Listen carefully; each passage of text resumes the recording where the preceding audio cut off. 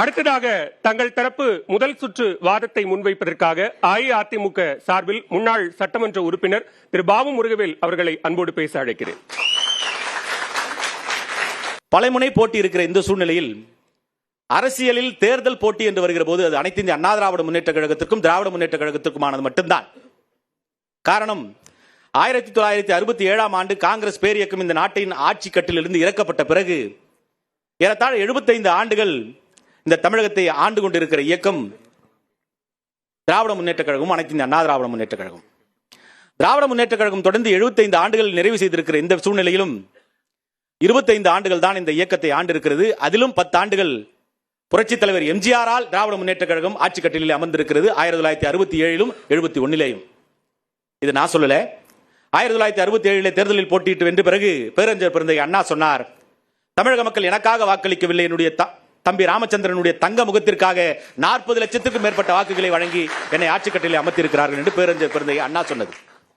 1971ஆம் ஆண்டு நடைபெற்ற பொது தேர்தலிலேயும் தன்னுடைய உடல்நிலையும் பொருட்படுத்தாமல் சூறாவளி சுற்றுப்பயணம் செய்து கொடுத்து சிவந்த கரங்களுக்கு சொந்தக்காரன புரட்சி தலைவர் எம்ஜிஆர் தேர்தல் பரப்புரை மேற்கொண்ட பிறகுதான் திரு கருணாநிதி முதலமைச்சராக வந்தார்.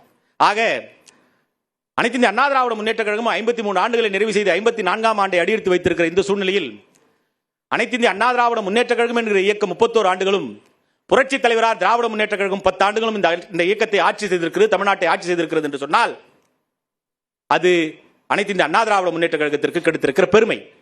ஒட்டுமொத்தமாக இதை வைத்து பார்க்கிற போது தமிழக மக்கள் அனைத்து இந்திய அண்ணா திராவிட முன்னேற்ற கழகத்தின் மீது பேரன்பையும் பெருமதிப்பையும் வைத்திருக்கிறார்கள். எனவே வருகிற தேர்தலிலே அது சாதகமான சூழ்நிலையை அனைத்து இந்திய அண்ணா திராவிட முன்னேற்ற கழகத்திற்கு தான் ஏற்படுத்தி தரும் என்பதை இந்த தலைப்பின் வாயிலாக என்னுடைய முதல் கருத்தாக பதிவு செய்ய விரும்புகிறேன். கடந்த தேர்தல்களில் இல்லாத ஒரு நம்பிக்கை இந்த தேர்தலில் உருவாயிருக்குங்கிறீங்க அதிமுகவுக்கு?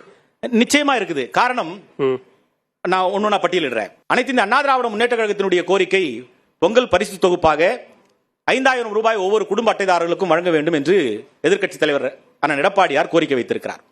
இன்றைக்கு ஆளுகிற அரசாங்கம் இன்றைக்கு இந்த பொங்கல் பரிசு தொகுப்பை 5000 ரூபாய் வழங்க வேண்டும் என்று சொன்னால் 5 ஆண்டுகளுக்கும் சேர்த்து 5000 ரூபாய் கொடுத்திருக்கிறாங்க.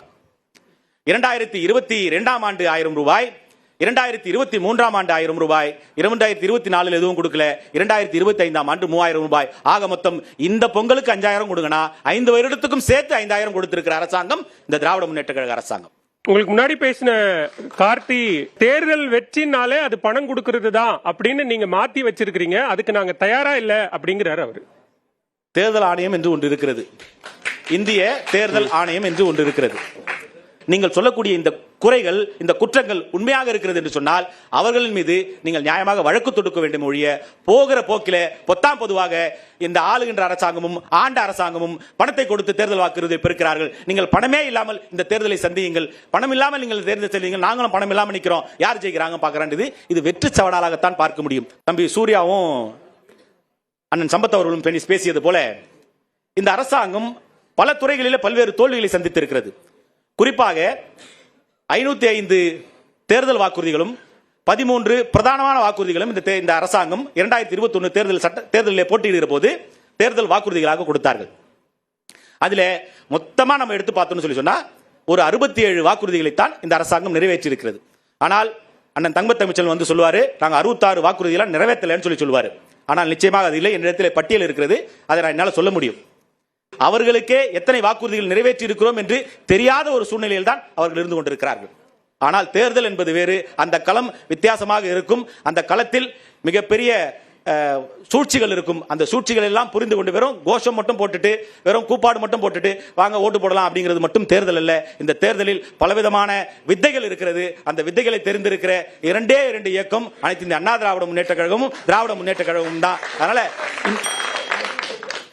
ஆனால் வருகிற தேர்தல் என்பது அனைத்து இந்த அண்ணா திராவிட முன்னேற்ற கழகத்திற்கு மிகவும் சாதகமான ஒரு தேர்தல் களமாக இருக்கும். நிச்சயம் 2026 அண்ணன் எடப்பாடியார் தமிழகத்தினுடைய முதலமைச்சராக மீண்டும் அரியணையில் அமர்வார் என்று முதல் சுற்றை நிறைவு செய்கிறேன். நன்றி, வணக்கம்.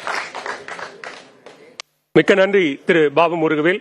ஒரு நம்பிக்கையை வெளிப்படுத்தி இருக்கிறீங்க.